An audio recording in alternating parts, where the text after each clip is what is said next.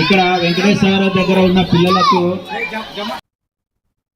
నెల్లూరు జిల్లా కావలి రూరల్ మండలం ఒట్టూరు జడ్పీ ఉన్నత పాఠశాల మోడల్ స్కూల్లో నిర్వహించిన మెగా పేరెంట్స్ టీచర్స్ డే సమావేశంలో ఎమ్మెల్యే ముఖ్య అతిథిగా పాల్గొన్నారు.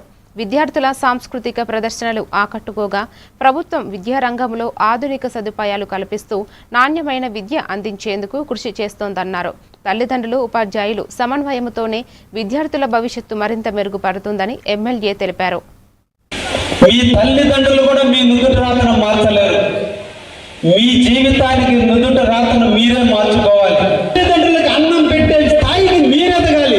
అలా ఎదగడం కోసం ఈ 10 సంవత్సరాలు మీరు కష్టాలను అనుభవించాలి.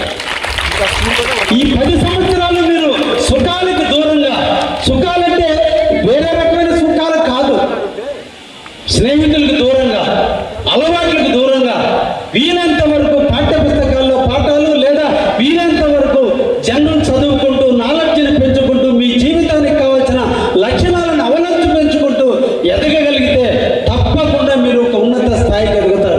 సద్వినియోగం చేసుకుని 2013లో ఈ 2 కూడా తేవడం జరిగిందనే విషయాన్ని కూడా మీకు తెలియజేస్తూ ఈరోజు అధ్యాపకులు కావచ్చు, ప్రభుత్వం కావచ్చు, ఈరోజు నిరంతరం కూడా ఈ 13 సంవత్సరాల్లో ఈ ఒట్టూరు స్కూల్లో ఉన్నటువంటి మోడల్ స్కూల్లో 503 మంది విద్యార్థులు 503 మంది విద్యార్థులు చదువుతున్నారంటే నిజంగా చాలా ఆనందదాయకం.